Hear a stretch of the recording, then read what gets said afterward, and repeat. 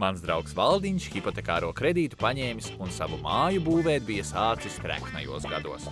Zeme bija dārga, būvmateriāli un arī celtnieki no Valdiņa noplēsa pēc pilnas programmas.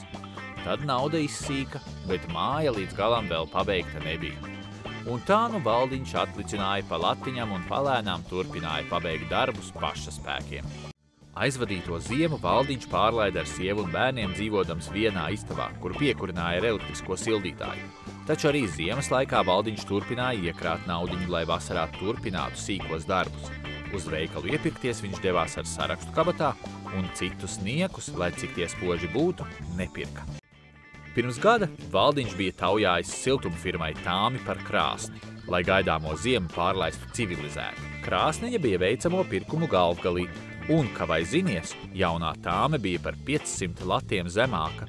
Viņš pazvanīja celtniekiem, kas izrādījās sēdēja bez darba, un vīri par atlikušo naudu nevien bērnistabu saremontēja, bet arī vannas istabu izflīzēja, jo arī flīzes bija kļuvušas lētākas. Darbs padarīts uz goda, un labu materiālu cenas arī tagad saprātīgā līmenī rokas berzēja Valdiņš, apdomādams nākamos darbus.